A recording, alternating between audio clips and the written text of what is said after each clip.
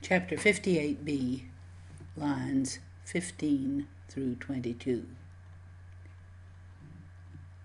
Many men heaped up or spent more than an hour now in destroying this statue, or pulling down this statue. It, meanwhile, shook in or was wobbly in no way, although some were trying to move it with crowbars put underneath. Others were trying to pull it to themselves, tied in all its members, with all its members tied with ropes. But suddenly, the Agrigentini, that is, the inhabitants of Agrigentum, ran forward. There was a huge stoning, or a huge stoning was made.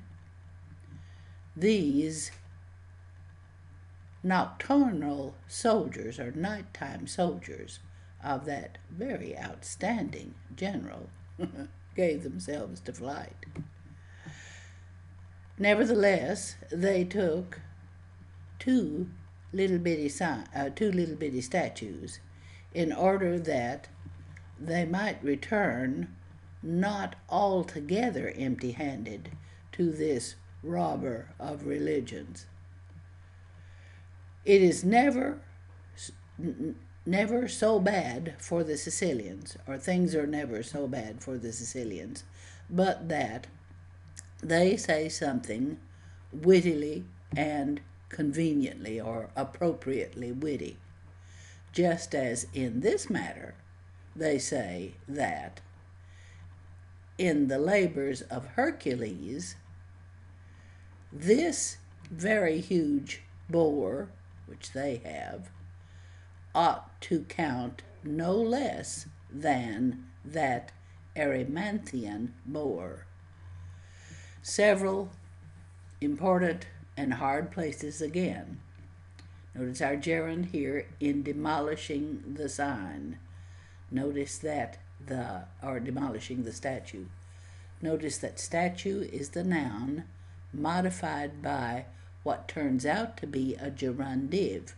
Don't like to have a gerund with a direct object, but we translate it as if it's that way, in demolishing the statue. Notice the use of rhyme here, the echoing of demoliendo with moliebantur. Notice too that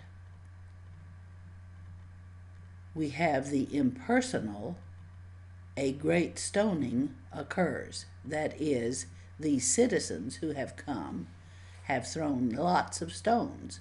Now this is just rocks. Here are these famous soldiers pushed off by a sudden flight of rocks. This is definitely irony and also sarcasm, because he intends to hurt. Should you have soldiers at nighttime? No, you fight battles in the day. So the night soldiers is the first little put down. Istius, genitive case of iste, of that fella, that bad guy. Outstanding general. Oh, what a great general. These guys can't even tear down a statue. So a lovely place of both irony and sarcasm. This per parvula, they take with them, nevertheless, two little bitty statues. Again, the rhyme of the beginning sounds per parvula, mocking sort of a sound,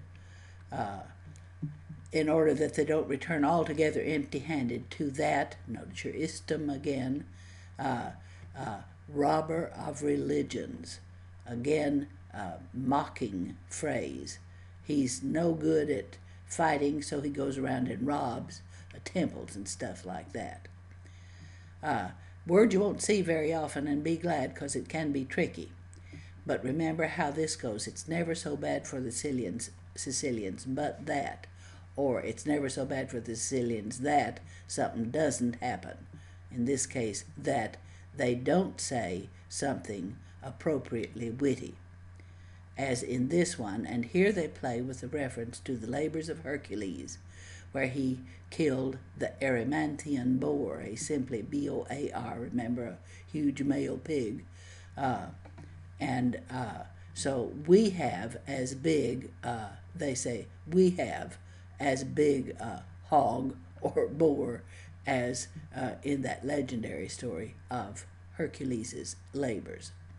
So really witty, really lovely end to a speech, making the gentlemen of the jury laugh and thus getting them more on the side of the prosecution.